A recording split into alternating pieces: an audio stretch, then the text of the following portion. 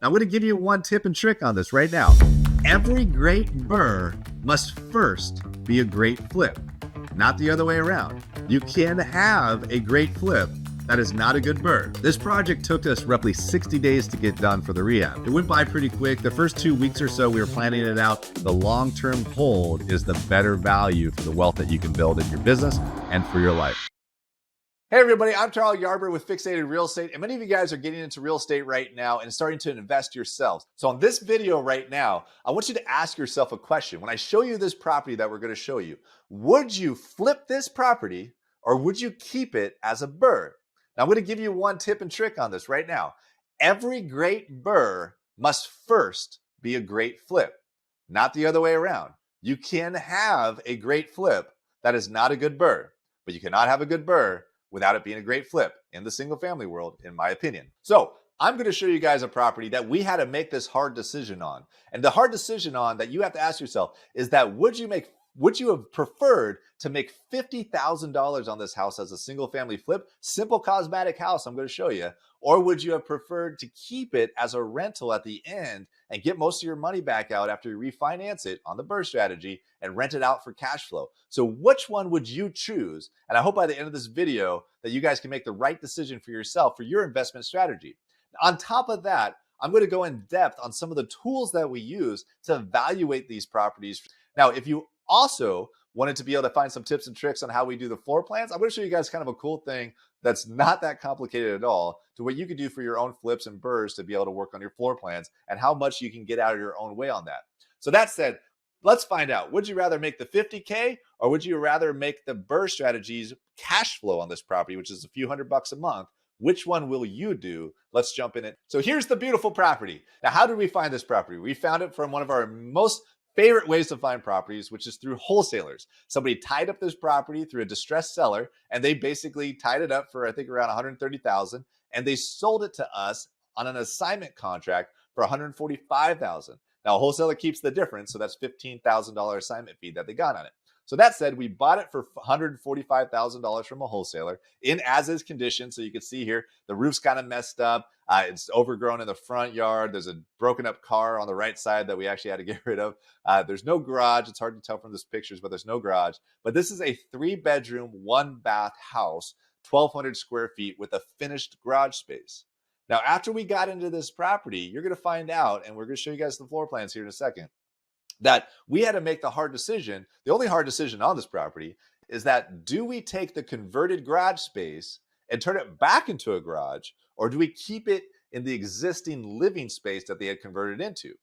Now, I'll just go spoiler it right into it, is that we decided to go with the garage, but I'm going to show you why we did that. So let's jump into this property. This property had a messed up roof, and you can see the messed up car, messed up front yard, right? The backyard doesn't look so good. You can see some damage. You can see that it's not well taken care of. The roof definitely has an issue up here that we had to look into. The siding's not painted. The windows are old. The inside, basic, just, it's lived in. It's just a nice little house that wasn't taken care of very well, but it's nowhere near as bad as some of the houses you guys have seen me do in past videos. Kitchen just dated, no big deal. The flooring actually doesn't look too bad. The bathroom is gutted. This is the only bathroom in the house. You can see there's just a tub there, but there's like nothing else in it. So obviously we've got to fix something there. Bedrooms, just nothing, right? All the finishes are gone. Carpet's gone. So here's one question to ask yourself, actually. When you get into a house, you can see there's no carpet here. When you get into your house where all the carpet's pulled up on, you got to ask yourself why. Right? Just a soil. Now, there's no major issue on this house why they got pulled, but I always think, like, was there a flood? Was there major damage? Like, what made somebody pull the carpet up before we bought the property? So ask yourself that question too when you see that. Other bedrooms, no big deal. This is part of the outside, or part of another one of the bedrooms too. So nothing going on with it. It is just a simple cosmetic house as far as we're concerned from day one. So what are the numbers? The numbers on it is that it was sold to us at $145,000. Based on the cosmetic rehab on this property, we believed that we only needed to spend $45,000 to fix this house. Now, the biggest cost on this property was the roof. We had to replace the entire roof. It was messed up. The back awning area that you guys saw was not in good condition, so we had to take care of that. All the windows were dated, so we had to remove all the windows and replace those. So those are some big expenses. One of the optional expenses we had to decide on was, do we reconvert the garage back into an actual garage, right, instead of living space? Now, if we did that, and I'm going to show you in a second, we would have to lose a bedroom, because remember, there's 3 bedrooms in this house, and one of the bedrooms is the garage. It needs to be a 3-bedroom, 1-bath house. So based on comps, based on comparables, which we did an awesome video for you guys on a Federal Way property of ours that we make $60K on, that hopefully we can point out and point you guys in the right direction, how we run comps on a property. More depth on that later on a different video for you guys to check out. But we had to run comps to see, like, in this neighborhood, is it better to have a garage and less square footage, or is it better to have more square footage with no garage? And we found out that it was actually better for us to have less square footage and have a garage than the other way around. In that case, we had to figure out, where do we put that extra bedroom? Now, the reason why I'm saying all this is that it increases our cost, because we have to move the garage around, add a garage door, all that great stuff. So that's why that $45,000 budget was there, and it wasn't less for such a simple cosmetic house. We had some bigger expenses to be able to do on this property. Now, I'm going to show you guys really quick the floor plan on this property, and I don't want you to be scared about it at all. Sometimes people get really nervous about making floor plans, but I promise you, I made this floor plan myself with my own hand, and it's not complicated at all to do this. Now, this is the as-built, and as-built is what it looks like before you fix it, and then a proposed floor plan is what it should look like after you're done. Anybody can do this, and no matter how great of an artist you are, I believe you can do this too. So let me show you. Looks scary, right? I can promise you right now, I made this myself. Like, I sat there in the property and I scribbled this floor plan just so that way we can show this to a contractor. And I'm not joking. This was actually the floor plan that we later gave to a contractor to bid out on. So you can see, here's the living room area, the kitchen. There's a little wall. There's that little fireplace stove that you guys saw in the pictures. There's this little funky bathroom area with closets. You got bedroom 1, bedroom 2, and then this is the garage. This was the finished garage space, which I wish I showed you guys photos, but we didn't have them. It was just this funky garage space area that had like a light little tiny little bitty bedroom in it with a washer dryer area and so forth, right? Could you make one of those? I think you can. Now, why do we make these little floor plans and sketch them out? Because we take a ton of photos. We have people send us properties all the time. But if you're looking at photos and you're not really there and you can't really see the property as much, or you leave it and you can't remember, it makes it a lot easier for you to quickly review and start planning out a rehab plan if you even have just this basic chicken scratch floor plan. And one of our guys on our team, he does these on the back of Starbucks napkins, and I'm not kidding you, that's what he does to make these floor plans. And it makes a world of difference for us to plan out our rehab.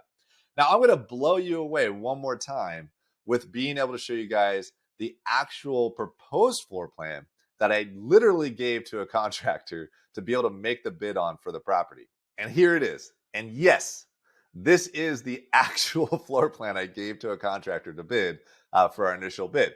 So you can see here in this perfect one here, here's that garage. All I did was just make the same rectangle where the garage was and get rid of all the walls, right? You could do that because the garage was a garage. There's nothing load that was inside here, load bearing, because it was already a garage. We just had to remove the walls that were put up there.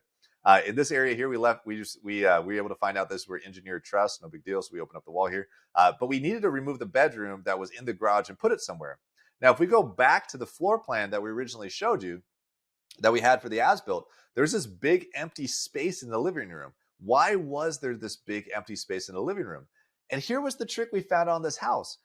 This is the exact layout that this house had at one point. This house at one point, and we found this out through like looking at the way that some of the construction was on some of the other houses that were nearby. They're all identical. Most of them were 3 bedrooms laid out this way. Bedroom 1, 2, and 3 had a smaller living room with a 1-car garage and the kitchen. So all we did, which is the funny part, all we did was like, well, let's just put it back where it was before somebody hack job remodeled it with this extra bedroom because they wanted a larger living room. So that's it. That's all we did. We just put it back to where it was. So that added the little extra cost to do that, yes, but it made it a much better functional floor plan. And in this particular market, the garage was worth more, but it lowered our square footage. So if you remember, I told you guys this was 3 bedroom, 1 bath, right around 1,200 square feet. With this new floor plan, it's 3 bedroom, 1 bath, 860 square feet. So we lost some square footage there, but it was worth it in the end to do that. Now, we're going to fast forward. This project took us roughly 60 days to get done for the rehab. It went by pretty quick. The first 2 weeks or so, we were planning it out, getting bids from contractors, get the contractor going. They had roughly 45 days to complete it, and they did. They did it all on time because it was a simple cosmetic house that didn't take much effort to do, which was great. We love those projects. Trust me, as a fix and flipper, They are the best projects when everything goes perfectly. And this one, everything went perfectly. It's one of the very few properties that went perfectly in our entire careers. Now, magically, here's what it looks like. It looked like a beautiful house. Here's the garage. You can see the garage looks great. New windows, nice and shiny. Looks a little bit better.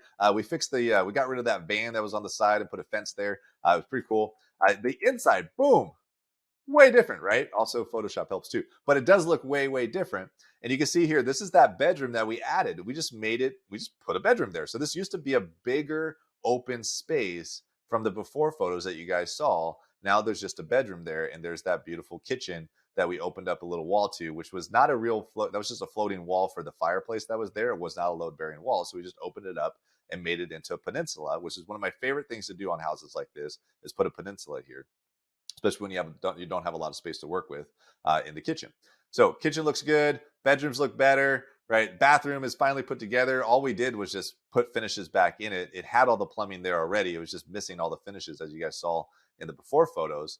This is, the new bedroom that we built out, right? And the backyard. We fixed the awning in the back. It looks a little bit cleaner, but we didn't do much work in the backyard at all. So the house is done. The house is completed. Now, what do? Do you flip this house and sell it on the market, or do you keep it as a burr? It is at this point, when this project is starting to wrap up, that we start to dig into, okay, do we keep it or do we sell it? Now, going back, we always ran the numbers before we buy the property on whether or not it's a good flip or not, right? You definitely have to do that. So we want to make sure it's a good flip first. So let's look at that. Let's evaluate, was it a good flip first based on the numbers that we received when we first looked at doing this deal? Love. Now, I am going to show you though my Excel spreadsheet because it's very quick. It's easy that I could just pump in some numbers to you guys and show you guys what we did here. Now, we bought it for technically $145,816. We thought the ARV after repair value when we first bought the property would be $265,000. And our rehab, this is the exact number, our rehab was $45,435 by the time we were done with the project, but we budgeted $45,000. And I mean, this project went perfect. Rehab went done on time and on budget. Awesome, awesome, awesome. Holding time roughly 3 months. If we didn't put any holding costs into it, which means no like finance charges or anything like that, then it is a 23.6% deal. 2.3 sales costs for us because of settlement costs. Plus, also we have an excise tax in the state of Washington for 1.78% that we can't get rid of. You just have to do it. One of the benefits of not paying income tax in Washington. And then, of course, real estate commissions roughly 6%. Now, for me, any deal that's 20+% cash on cash as a project, that's project costs, right? I'm going to buy as a flip. End of story. Buying it. Now, a good burr is also 20+% cash on cash too. So that says to me, before I go buy this property, I go, okay, cool. It's definitely a good flip if we hit these numbers, but it also might be a good burr. So let's find out at the end of the project if it's a good burr. That's all we do. We buy the property as a flip first, and then throughout the project, we start reevaluating budgets, reevaluating timelines, what the rents are, and so forth to see if we're going to keep it as a burr at the end. So step number 1, great flip. Yes, I'm going to buy it because I like flipping houses, right? So cool. Roger that. Worst case, if it's not a good burr, we're making 45, 50 grand on the property. Woohoo! Good stuff, right? If it's a great burr, then we're going to pocket that money in equity and leave it in the property, and we're going to cash flow instead. I'm going to show you that. Now, in reality, though, on this particular property, we actually ended up getting an appraisal if we kept it as a burr, but it actually we found out through comps that was actually worth $280,000 by the time the project was done. We also had some holding costs on the property, right? About $20,000 a year, which is 10% on $200,000 because of construction costs. And that's about $1,600 a month in interest fees, right? So in reality, right, breaking it down, if we sold the property for $280,000, which is actually what the property was worth by the time we were done with it, because the market went up, plus also we did a really good job on the finishes. So $280,000 with the same rehab, our net profit after holding costs, right, of $1,600 a month for finance charges, would be $55,000 as net profit. So would you sell this small little house that takes you 90 days or less to be able to do and make 55 grand? Most house flippers, the answer is heck yes, we would love to do that. And that's been my answer for many, many years. But let's go to the next stage. Let's reevaluate this property one more time and see if it's a great burr, and would you keep it or would you have sold it? Now, in order to evaluate a fix and flip, you really only need a couple of numbers. You need to know your ARV after repair value, and you need to know your rehab number. Those are two numbers that are the most important numbers to evaluate a fix and flip. Now, the purchase number is very, very important because what are you going to buy it for? But if you're giving offers on a property, then what's your ARV and what's your rehab number? And that's going to help you figure out what you should buy it for. Now, if a property is being brought to you, right, by a wholesaler, then you should, or a realtor, you should know what the purchase price is roughly because they're kind of telling you what that is. So you need that third number. So those are the three numbers you really need to be able to evaluate a property for a fix and flip. That's your ARV, after repair value. What's it worth when it's done fixed up? What's your rehab budget, right? And if you're going to hit it or not. And then what's your purchase price? And then the rest of it, you can add on finance charges and so forth. But you have to have those three numbers at one point to know what your profitability is and if it's a good flip or not. If it's a burr, you still need those three things: ARV, rehab number, and also your purchase price. But you need a couple more numbers too to do a good burr calculator analysis. You need to know, what can it rent for? What are the rental comps if this property is completely fixed up? And that's the key. It's completely fixed up like a fix and flip would be. That's one of the key things because you'll get a higher rent for that versus an as-is low-grade finished property in most markets, right? So what's the rental comp? What is the appraised value, which might be different than the ARV, right? Should be the same, but what's the appraised value? So you can find out what your loan to value will be when you go to refinance a property. So what's your lender's max LTV, loan to value, that they will give you on the appraised value of the property?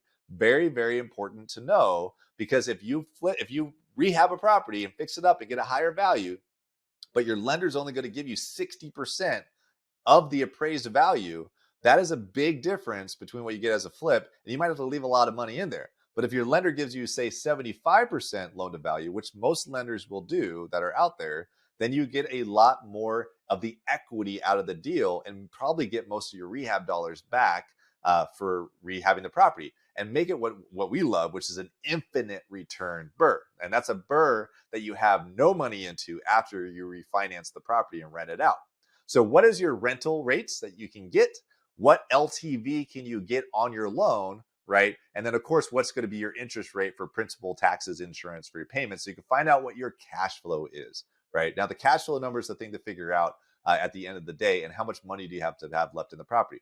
Now, I'm going to go into more depth, though, on the actual web version of it so that you guys can see that PDF version that we printed out, which I love, you can actually hand that to lenders. You can hand that to other prospective investors, joint venture partners, and so forth. And it looks fancy, clean, beautiful. It's something you can use every single day in your business if you use it appropriately. It's one way to raise capital. All right, so here's the actual web version of the calculator for this particular property here. This is the address. Look it up. You can tell that what we actually ended up doing with it. So this particular property here with the burr calculator, we already inputted these details. And to give you a few details here, we found out that a rental that we can actually rent this property for at that time was $1,550 a month. What's crazy is Zillow right now says it would rent out for $2,000 a month, if you can believe that. But $1,550 a month is more realistic number for this market for where it was.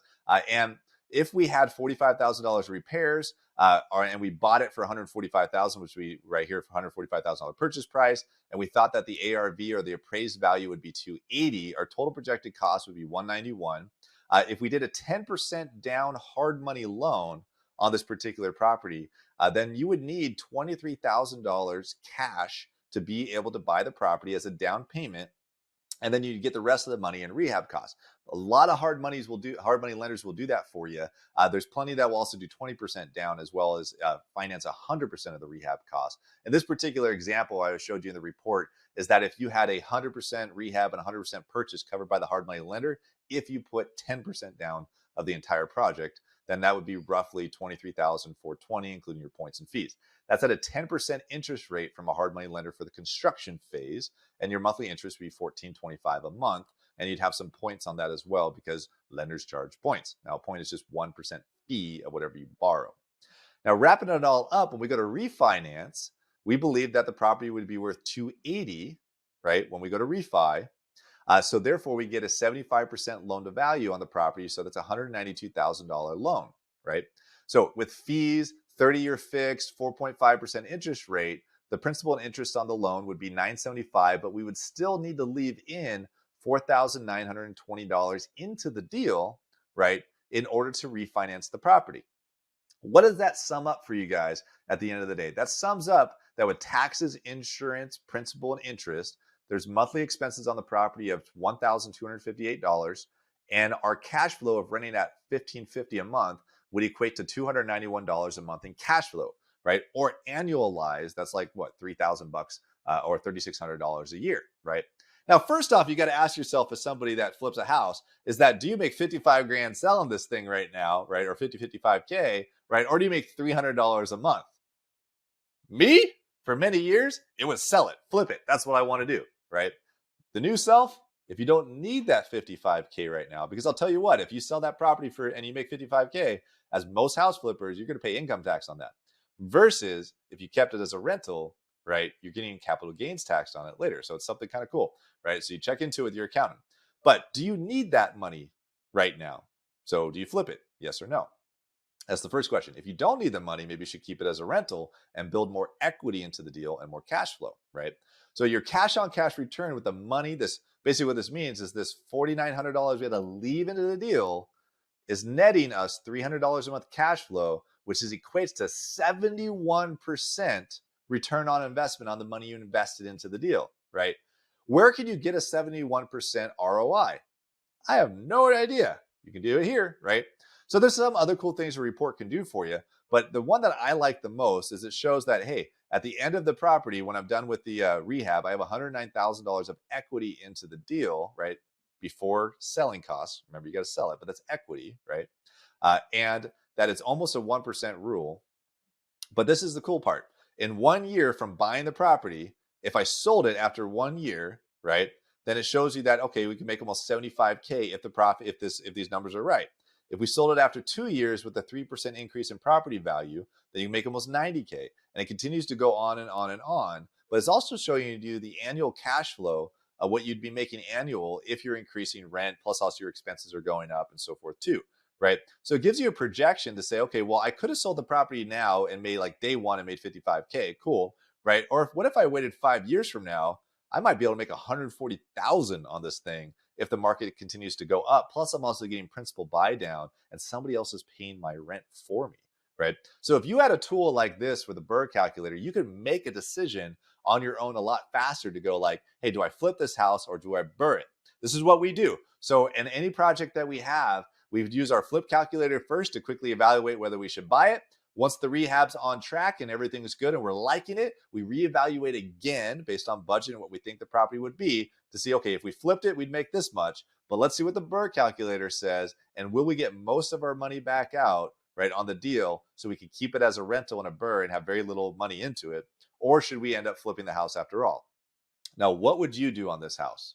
Make the 55K today, or potentially make the 140K later down the line if you just wait a little while longer, right? The tax benefits are a big factor too. Talk to your accountant. What did we decide? Well, if you look up the property address, you'll see that we decided to sell the property. At the moment that we had this property, at the time, it was actually back in 2018. Zillow actually has this thing valued at $330,000 right now, which makes me think, man, I should have kept it, right? But we ended up selling it for $285,000 with some seller concessions, which equated to about $280,000 at the end of the day. So we sold it for $280,000. We made our $55,000 on it when we sold it. But if I didn't sell it, I sold this property a couple years ago. If I didn't sell it, it'd actually probably be renting out for almost $1,800 a month right now, which is insane. And it would be worth, just from what Zillow says, it would be worth around $330,000 as of right now, today, 2 years later. So maybe I made a mistake selling it. Maybe you might be making a mistake selling your properties right now. Maybe you should be holding on to them as the market goes up. Maybe not. Maybe you should flip them. I still flip houses. I like flipping houses. I like the money we make on them. But now I started keeping them, and I started keeping a lot more because of reevaluating properties like this and realizing that the long-term hold is the better value for the wealth that you can build in your business and for your life. So I'm Tarl Yarber. You can follow me on Instagram. We have more videos like this coming. If you want more videos like this from YouTube, please let us know. I'll see you guys on our next video. Make sure you follow us. But I'm done. This place is completely different, completely transformed than it was prior to us finishing it up now. You always want to put your money into the kitchens and the bathrooms as much as possible, update the finishes as much as possible too, to get the highest value. But we don't really change our finishes too much in particular neighborhoods that we work in because if the finishes work, why do we need to change them?